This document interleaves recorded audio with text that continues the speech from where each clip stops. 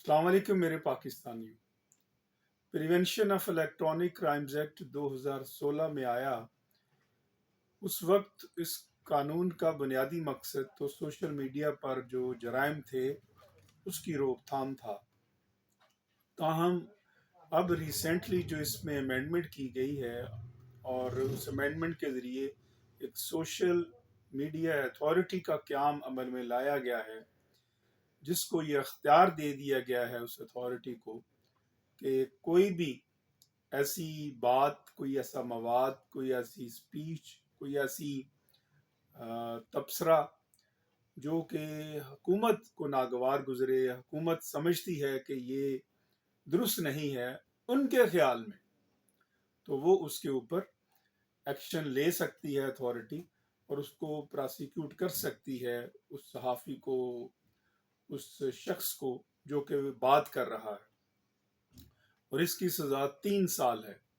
دوسرے الفاظ میں یہ کالا قانون آزادی صحافت کے اوپر حملہ ہے، نہ صرف آزادی صحافت کے اوپر حملہ ہے بلکہ یہ جو بنیادی انسانی حقوق ہیں اس کے اوپر حملہ ہے۔ آرٹیکل 19 جو فریڈم آف ایکسپریشن کی بات کرتا ہے کانسٹیٹیوشن کا، یہ اس کے اوپر بھی حملہ ہے۔ اور article 19A of the constitution of Islamic republic of Pakistan جو رائٹ ٹو نو، جاننے کا حق دیتا ہے، یہ اس کے اوپر بھی حملہ ہے۔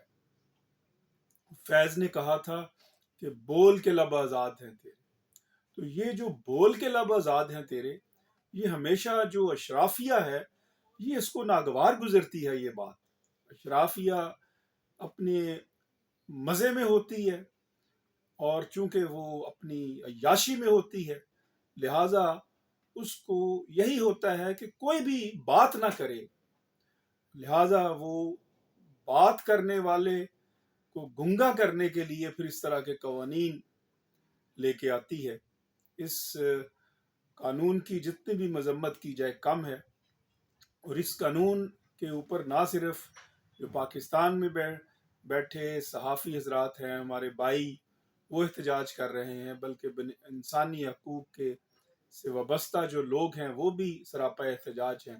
اسی طرح جو وہ تمام احباب جو کہ انسانی حقوق کو بنیادی حق سمجھتے ہیں ہر انسان کا، جس طرح یورپی یونین کی طرف سے کنڈمنیشن آئی، اور ان کے ایک جو ڈیلیگیشن ہے اوروف سکوب، انہوں نے بھی پاکستان میں تشریف لائے ہوئے ہیں آج کل، انہوں نے بھی اس کی کنڈمنیشن کی ہے اور کہا ہے کہ یہ جو جی ایس پی پلس کے جو 27 کنونشن ہے جس کی بنا کے اوپر پاکستان کو جی ایس پی پلس کا سٹیٹس ملا ہوا ہے، یہ اس کے لیے خطرہ ہو سکتے ہیں، اور آپ ایسے کام نہ کریں کہ آپ جی ایس پی پلس کی جو سہولت ہے اس سے محروم ہو جائیں۔ یہ جی ایس پی پلس کیا ہے؟ Generalised scheme of preferences. یورپی یونین نے 2014 میں پاکستان کے بزنس طبقے کے لیے جی ایس پی پلس کی جو اسکیم لانچ کی، اور اس میں یہ کہا گیا کہ 6,000 سے زیادہ جو آرٹیکلز ہیں جس میں ٹیکسٹائل کے شعبے سے وابستہ چیزیں ہیں، ملبوسات کے شعبے سے وابستہ چیزیں ہیں، اور اس طرح دوسرے شعبے سے وابستہ چیزیں ہیں، آپ یہ جب ایکسپورٹ کریں گے تو اس ایکسپورٹ کے اوپر یورپی یونین کوئی ٹیکس نہیں لگائے گی۔ تو یہ بہت بڑا ریلیف ہے پاکستان کے لیے کہ پاکستان کا جو فارن ایکسچینج ریزرو ہے اس کو بڑھانے کے لیے پاکستان میں پیسہ آئے تاکہ ہم امپورٹ جتنی بھی ایکسپورٹ ہو اسی سے پاکستان کی اکانومی مضبوط ہو گئی۔ تاہم یہ جو انہوں نے ڈیوٹی فری جو سہولت دے رکھی ہے یورپی یونین نے، یہ سبجیکٹ ٹو ہے ان 27 کنونشن کے ساتھ، جس میں ہیومن رائٹس کنونشن ہے، جس میں لیبر کنونشنز ہیں، اور لیبر کنونشنز میں پھر لیبر سٹینڈرڈز ہیں، 8 لیبر سٹینڈرڈز ہیں، جس میں منیمم ویج ہے کہ آپ انشور کریں گے کہ منیمم ویج دیں۔ اسی میں پھر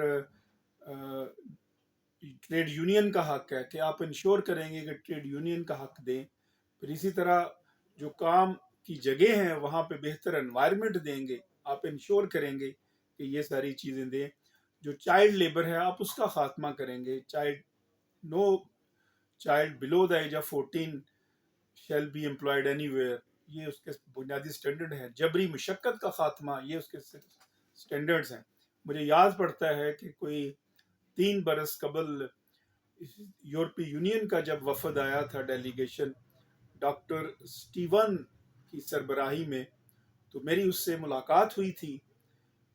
تمام جو ٹریڈ یونینز تھیں پاکستان کی, تمام جو فیڈریشن تھی مزدوروں کی پاکستان کے اندر, ان کی نمائندگی کرتے ہوئے مجھے یہ اعزاز حاصل ہوا کہ میں ان کیا وہ لیبر سٹینڈرڈ پورے ہو رہے ہیں کہ نہیں ہو رہے ہیں, میں نے اس کے اوپر بریفنگ دی ان کو, اور یہ احتیاط رکھی کہ اور یہ احتیاط برتی کہ کوئی ایسی بات نہ ہو جس بنا کے اوپر پاکستان جی ایس پی پلس کے سٹیٹس سے محروم ہو جائے, خدا نخواستہ, کیونکہ یہ ہمارے ملک کے لیے بہتر نہیں ہوگا.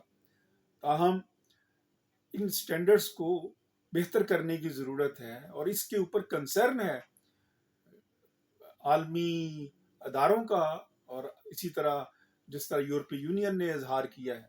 تو لہٰذا ضرورت اس امر کی ہے کہ ہم جو بنیادی انسانی حقوق ہیں اس کو چینلائز کرنے کی ضرورت ہے. تاہم یہ نہیں ہے کہ آپ آواز کو دبا دیں. آواز کو دبانے سے مسائل حل نہیں ہوتے.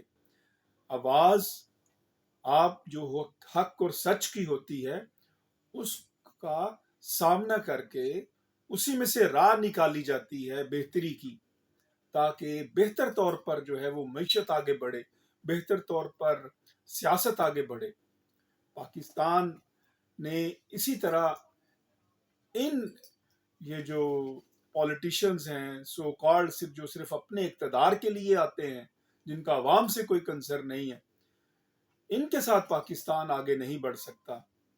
ضرورت ہے کہ ہم انشور کریں بنیادی انسانی حقوق کو, اور عوام کو وہ ریلیف دیں. ہمیں ضرورت ہے کہ ہم اب پاکستان کے عوام کو ریلیف دینے کی بات سوچیں. اللہ رب العزت ہمارا حامی و ناصر ہو. پاکستان پائندہ باد.